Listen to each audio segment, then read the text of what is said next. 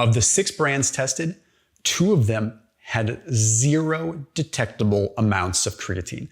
Literally goose egg, 0 creatine. Okay, 2 of the other brands had barely detectable amounts. We'll talk about those brands. We'll talk about what that means because it's not good, okay?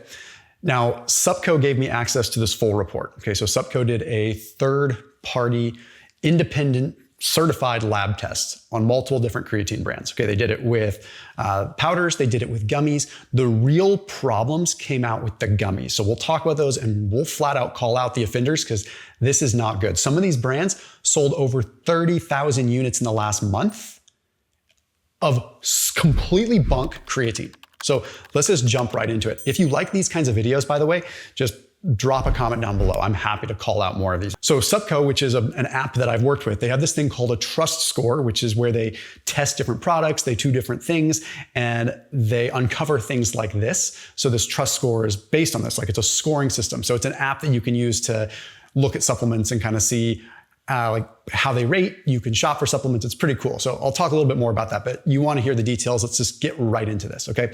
So first off, the good news. I'm going to lead with the good news.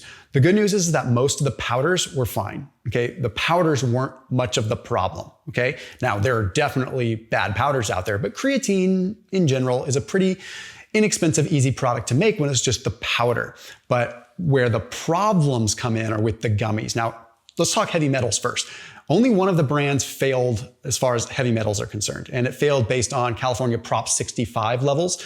So meaning California has like a pretty significant kind of like a wolf at the door for heavy metals. So EcoWise, which is a popular Amazon brand, did not meet that requirement. But this isn't a heavy metal video. I want to talk just flat out about the honesty of disclosing how much creatine is in a brand. This is so wild. It's awesome. I'm glad that SuppCo did this because this needs to be done more. And we need people like those at SuppCo that have the resources to test this kind of stuff because it's not cheap. It's not always easy. Okay. So the brands that were tested were Create, Force Factor, Vitabotan, EcoWise, Devenus Labs, and Happy Okay. Interesting brand names, but these are top sellers, okay?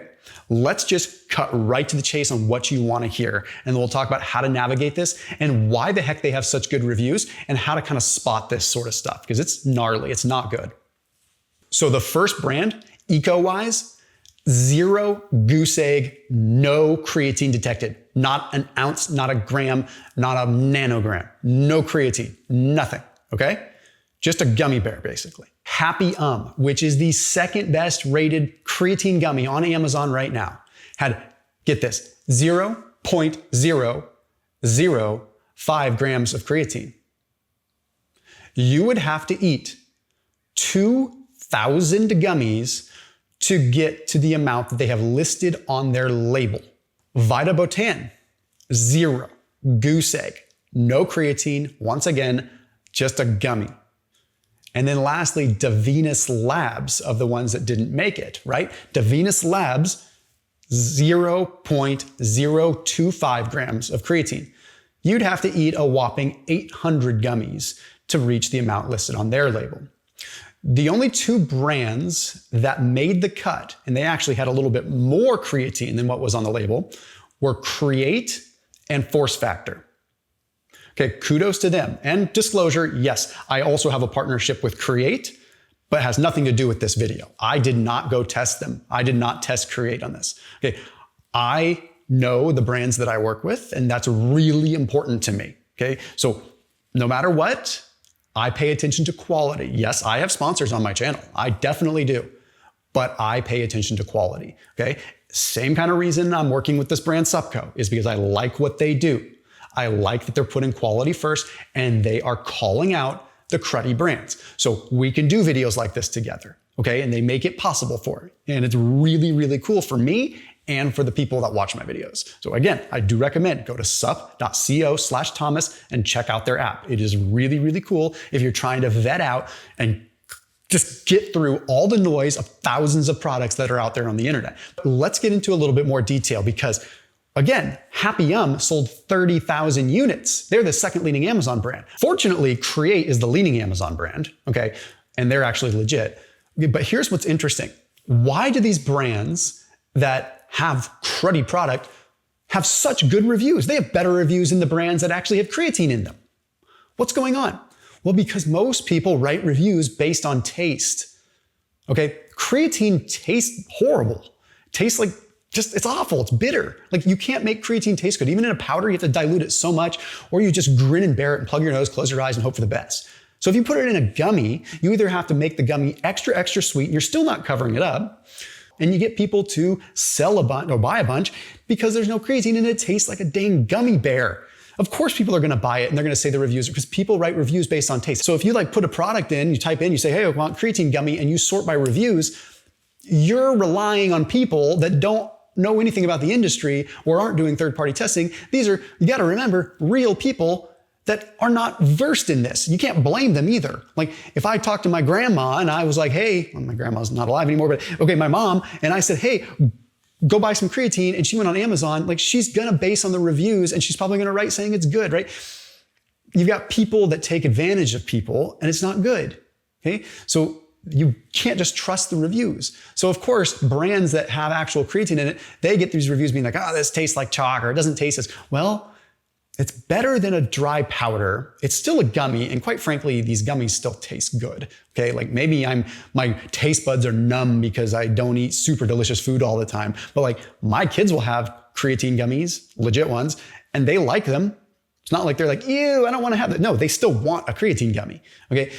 So it's not like they taste bad, but of course the ones that don't have creatine are gonna taste super, super good. Let's touch real quick on the creatinine thing. You may have seen that there was creatinine, which is seen as a bad thing, right? Creatinine is gonna naturally be high in a creatine product if creatine is high. It's normal, okay? But some brands will have low creatine and very high creatinine. Like there's one in particular, we can show it on the screen. Low creatine, almost undetectable creatine, but very high creatinine. So you're getting a cheap byproduct that's basically creatine that's been broken down. That is seriously problematic. That's where you're basically getting the byproduct without the actual creatine itself. So it's either already degraded and phony, or it's been degraded more, plus it's low quality.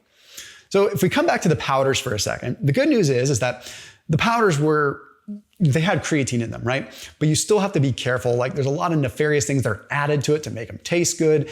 And just do your due diligence there. Don't just read reviews. Again, at the risk of sounding contrived, like I do think SuppCo does a really good job there of like saying, hey, even with the powders, if this is a poor rating, because maybe it's got some emulsifiers, some other stuff in there, stuff that makes it taste good, but maybe counteracts the actual benefit you're after because it's got garbage in it. So their trust score is good and it's getting better. And again, linked out to it down below, supp.co/Thomas. Okay, they really are doing a good job with this. I wouldn't be on their advisory board if they were not. My best suggestion overall though, is unless you need to gamify like with something sweet, having a creatine product, unless you're getting something else out of it, like some brands have like maybe some vitamins added to the gummies and they have like some other things. Yeah, it's kind of like, maybe just go for the powder. But it's sort of like when we get back to like the apple cider vinegar gummies. I don't know if you remember, I did some videos on those, like almost undetectable levels of apple cider vinegar, like acetic acid, and a ton of sugar. And people are taking them for blood sugar control, when in reality, you're getting a higher blood sugar spike from the gummy than you ever are getting a mitigation from the apple cider vinegar or the acetic acid in the gummy. So again, yeah, maybe, kids want to have a couple grams. Like how much creatine should you really have? I mean, the thing is that most of the evidence is suggesting you can get by with a little, but to really get good amounts, like and get a positive effect on sleep deprivation, mental things, you want to be in the 10, 15 gram range. Okay, so 4,000 gummies of Happy Yum. In that case, if I want 10 grams. So to get the higher dose that you really want, I would recommend going for more of the powders anyway. But it doesn't mean the gummies are bad. It just means they're bad if they don't have creatine in them. I'll see you tomorrow.